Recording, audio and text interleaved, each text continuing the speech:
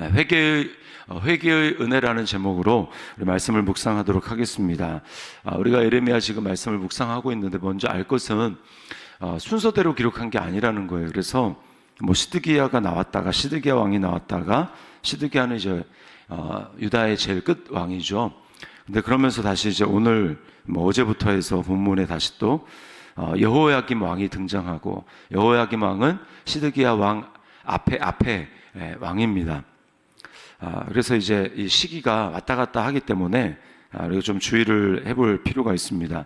오늘 본문은 여호야김 왕이 이제 예레미야는 사실은 이제 이렇게 하나님의 말씀을 대언하는 선지자잖아요. 근데 선지자가 대언할 때 기록을 해놓고 대언을 하는 게 아니라 하나님이 이렇게 전해라 그러면 그냥 가서 구두로 전하는 겁니다. 이렇게 전했었는데, 구두로 전했었는데 하나님이 갑자기 예레미야에게 네가 이제까지 기록한 그 구두로 전한 그 메시지를 책으로 기록하라 이렇게 이야기를 합니다. 그 당시 책은 뭐 파피루스 또는 양피지 뭐 이런 거잖아요. 그 기록을 했습니다. 그 기록한 내용들을 가지고 예레미야가 이제 자기가 직접 기록한 게 아니라 그 당시 서기관이 있습니다. 서기관. 오늘 이제 본문에 바룩이라고 나오는데, 그 바룩이라고는 하는 서기관을 통해서 예레미야가 하나님이 그동안 자신에게 주신 그 메시지를 기록하게 합니다. 그리고는 바룩에게 뭐라고 얘기하냐면, 나는 지금 갇혀 있으니까 지금 봐서 알겠지만 여호야김이라고 하는 그 왕은 선지자들에 대해서 굉장히 이제 적대적인 왕이었습니다. 그래서 예레미야를 자기들이 원하는 그 말대로 예언하지 않았기 때문에 기분 나쁘다라고 해서 예레미야를 가두었습니다. 그러니까 나는 지금 갇혀 있어서 할 수 없지만 너는 기록한 것을 가지고 성전으로 가서 사람들에게 기록된 말씀을 그대로 선언하라고 이야기를 합니다. 그런데 이제 이 여호야김 왕이 오늘 22절에 보면 겨울 궁전에 있었다. 이 겨울 궁전은 예루살렘 궁전 외에 다른 어떤 곳에 있는 게 아니고요. 이때가 겨울이었다. 겨울이기 때문에, 춥기 때문에 이제 안쪽 깊숙한 곳에 있는 곳을 겨울 궁전, 왕의 궁전 중에 특별히 안쪽에 있는 곳을 겨울 궁전이다 이렇게 표현을 했습니다. 자, 이렇게 하나님께서 예레미야에게 기록을 하게 하고 그 기록된 말씀을 선포하라고 하신 이유는 회개의 기회를 주시기 위해서요. 회개의 기회. 그래서 어제 본문이긴 한데요, 3절 말씀에 보면은 이렇게 되어 있습니다. 36장 3절에 유다 가문이 내가 그들에게 내리려 한 모든 재난을 듣고 각기 악한 길에서 돌이키리니 그리하면 내가 그 악과 죄를 용서하리라 하시니라. 하나님이 원래 이제 히스기야 그 왕의 아들로 태어난 므낫세가 너무나 심한 악을, 그동안에 가나안 땅에 살았던 이방 사람들보다 훨씬 더 그 악이 가벼운 것처럼 굉장한 악을 저질렀기 때문에 하나님이 너무 가증히 여기고 진노하셔서, 그래서 이제 내가 너희를 바빌론에게 멸하게 할 것이다 라고 하나님 말씀하신 거거든요. 그래서 여기서 돌이킬 수 없다고 생각을 했는데 하나님께서 지금 뭐라고 말씀하신 거냐면, 방금 읽은 3절에 내가 그들이 돌이키게, 그 죄를 돌이키면 내가 그들을 용서하기 위함이다. 그 악과 죄를 용서하리라 이렇게 말씀을 하는 것입니다.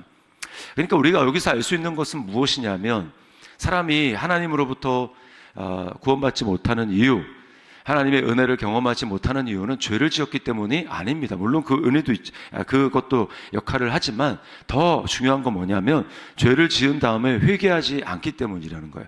회개하지 않기 때문에 하나님의 은혜를 경험할 수 없고, 회개하지 않기 때문에 구원을 받지 못하는 것이지 죄를 지었기 때문이 아닙니다. 모든 사람이 다 죄를 짓죠. 우리가 죽을 때까지 죄를 짓죠.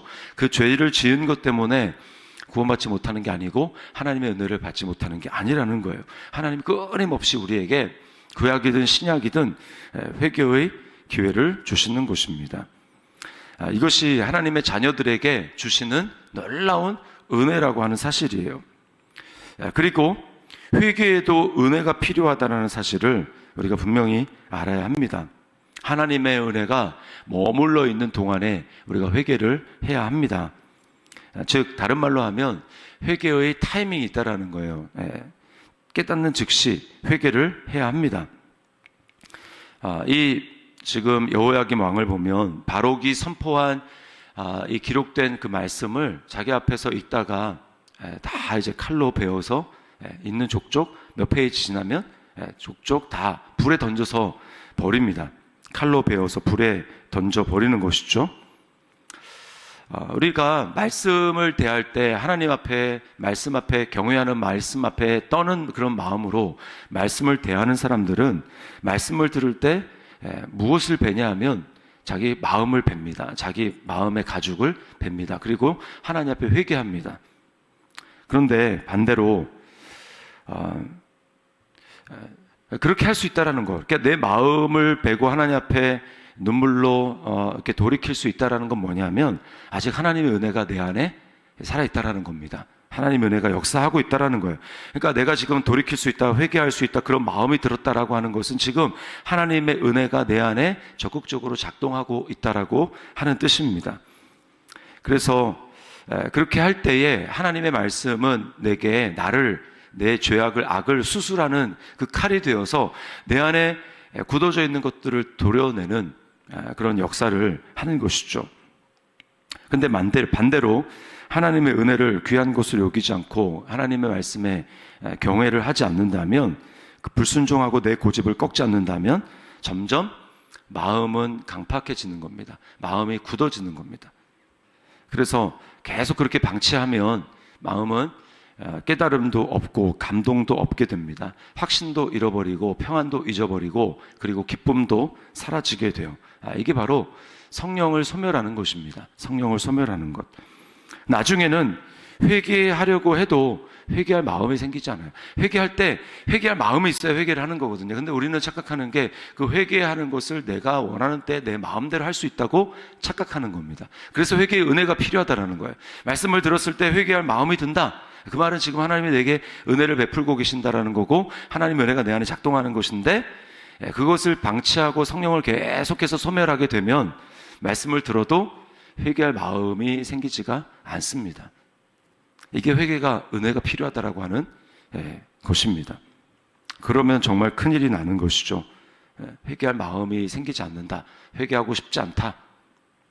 점점 하나님으로부터 멀어지는 것입니다.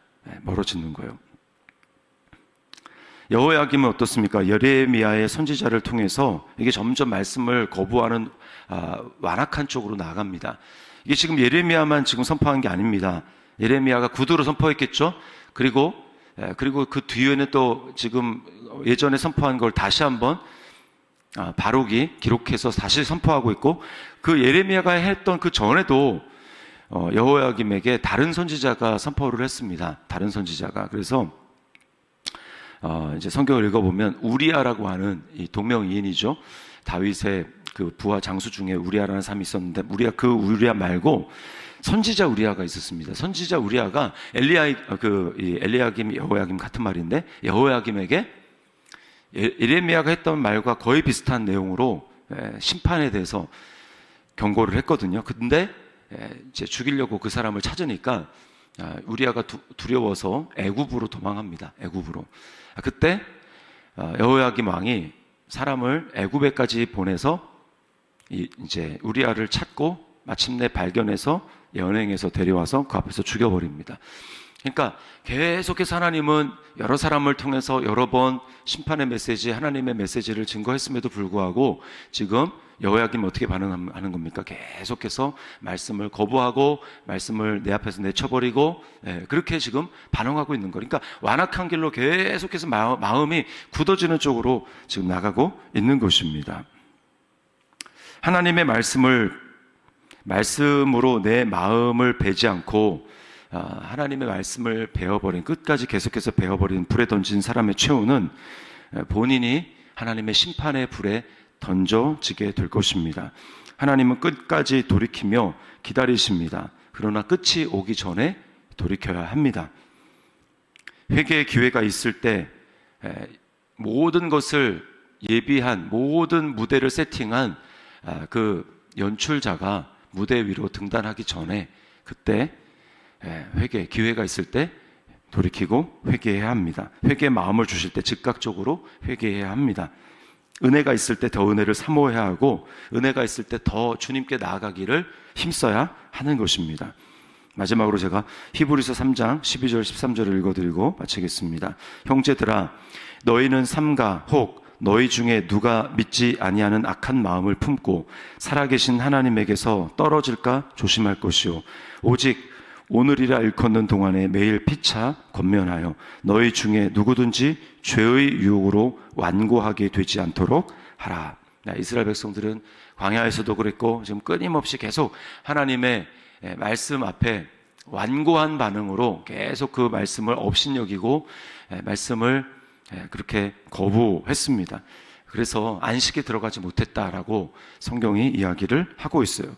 우리가 마지막 안식, 최후의 안식에 들어가기 전에 이 땅에서 예수 그리스도가 주시는 평안, 세상이 주는 것과 같지 않은 그 평안을 누리는 그 길은 하나님의 말씀이 우리에게 들려질 때 내 마음을 돌이켜 회개하는 것입니다. 내 마음이 굳어지지 않도록 내 안에 계시는 성령님이 내 안에 계속해서 역사하실 수 있도록 말씀을 듣고 성령님께로 돌이키는 것입니다. 그때 하나님의 은혜를 우리가 경험하게 되고 그것이 이 땅에서 하나님 나라를 누리며 살아가는 비결입니다. 오늘 우리에게 회개의 은혜를 주신 주님께 감사하며 하나님 앞에 돌이키며 나아가는 주님의 은혜 앞에 전심으로 빠른 속도로 돌이키며 나아가는 우리의 삶이 될 수 있기를 주님의 이름으로 축원합니다.